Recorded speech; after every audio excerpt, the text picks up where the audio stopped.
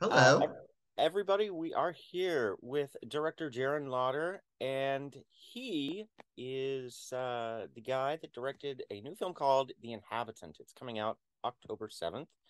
Jerren, how are you, sir? I'm very well. Thank you. How are you, Norman? I'm great. I'm great. Perfect. Um, so, can you give us a little bit of a breakdown of the film The Inhabitant? Sure. The Inhabitant is about a teenage girl dealing with all the teenage young woman problems, separation anxiety, BFFs, loves, parental stuff. But on top of that, she is descended from, she's part of the bloodline of Lizzie Borden, um, the infamous woman who may or may not have axe murdered her family. The movie is about a series of murders start taking place in this small town around where the Lizzie Borden murders happened. And our lead, Tara, is dealing with, is this her or is this someone else? So that's in a nutshell kind of what it's about. It's kind of a psychological thriller. It's kind of a slasher. It's all those things put together, mixed with a kind of a teenage. We like to call it emo horror. Yeah. Emo horror. I like that. I totally that I think I might use that. Um Perfect. so yeah, so personally for me the whole Lizzie Borden legend or mythos I should call it hmm is fascinating. hmm And uh it what I find the most interesting is that you have somebody, your character, who is dealing, may or may not be dealing with mental illness, and then you have this person that she was related to as an outsider, uh hmm very much an outsider. um hmm how let's see, how did you explore kind of the marginalization of these two characters in the film? Yeah, that's a very good question. The well, Lizzie Borden was ostracized herself. She was acquitted. She was never actually charged with the murder, Right. right? Um, and we're dealing with the script that is a horror script and a film that is a horror film. So we want to lean into the pulpy aspects and the scary aspects and the storytelling aspects, whilst dealing with some mental illness things. The way that we approach that is to have Odessa Zion, who plays the lead, and really everyone in the movie act as if they're just acting. They're not in a horror movie. They're just acting as if they're in real life. They're acting like they're in a teenage family drama. Around that is the horror stuff. um, we tried to work in some elements of some of the main women. I'm trying not to give too much away. That may or may not be involved in the murders in this, kind of staring right into camera and giving some kind of credence to. There's a mental illness aspect, but there's also, like, in the time Lizzie Borden was alive, a lot of people would ascribe mental illness or something to that, but a lot of people like don't realize that, like, women were so put upon in that time that something's gonna snap. So it wasn't just Lizzie. We found out there were some other people in her bloodline that had similar violent happenings. Um, the but the we don't want to we messed with putting some of that into the movie, like research and all that stuff, but that really just slows down a story and that gunks up the work. So really, to answer your question, I've been so long-winded about it. We just try to have them act as women dealing with stuff, and then around that horror stuff is happening. So yeah, so you don't you how do I say it? You don't uh villainize them for their struggle. Exactly right. That's a great You way to put it. you Yeah. simply present the situation. So Yes. how did you find your lead? Because she's ridiculous. She is ridiculous. She's ridiculous. It's just like dumb how good she is. Um, really, I came on and they had already done kind of cast a wide net, and I looked at all of the audition tapes. Odessa and Lizzie both stood out. Lizzie Broadway plays her friend Hmm. Susie. Um, Odessa had this quality. One of the scenes that they were auditioning with was a possession scene that's in the movie. There's been a lot of possession movies and a lot of really great possession scenes. I didn't know how to approach it really and make it stand out and make it be different, especially on the budget we had. What Odessa did in her tape was she played it very calm and grounded, and then she leaned into the camera like this. Mm. And that was exactly kind of how we were planning on visually presenting the movie. It's like all about Tara's face, and we took that and ran with it. That's kind of how that possession scene is shot.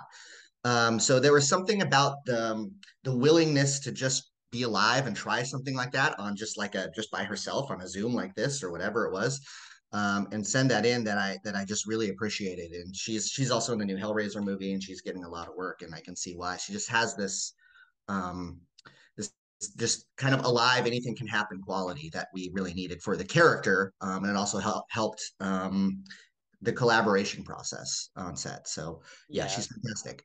you needed that sort of chaotic unpredictability. Exactly right. And I've said this before, and I'll say it to her face. She's a little bit chaotic, Odessa, but I think that she'd love it. But that worked well for the character and for the movie too. So when was it shot? Did the pandemic if I always I it the pandemic has affected so many different productions so many different ways, and to me it's fascinating. Did It it has.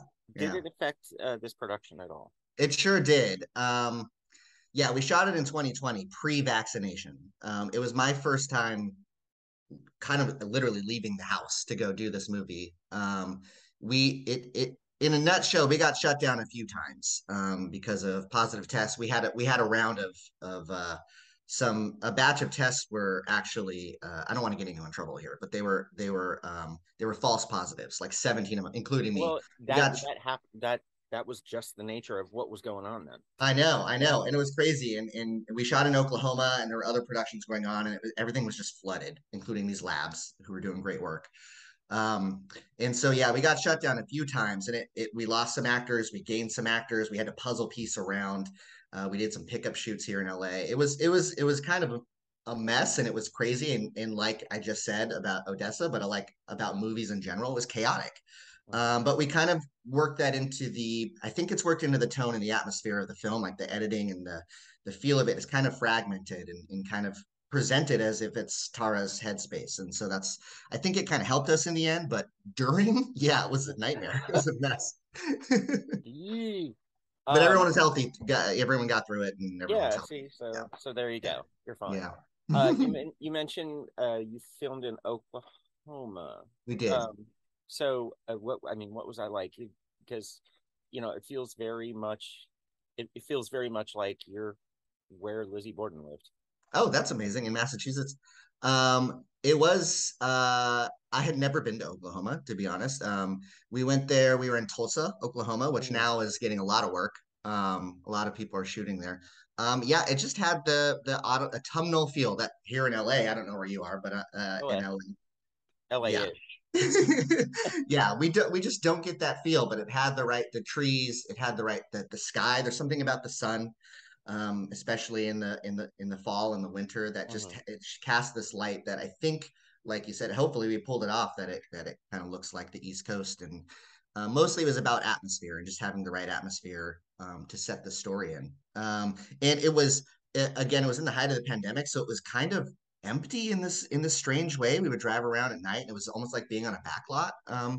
It just added to the feel of it. There's this feel of the creating something that you don't know what you're doing really until you finish it, right? Mm. It's all kind of alive and whatever. And I look back at that as like that was a big additive thing was shooting in Tulsa, Oklahoma, and Mm. getting the crew together and being in this little bubble. And um, yeah, hope that answered your question. I No, felt no, like you're I was fine. You're kind of fine.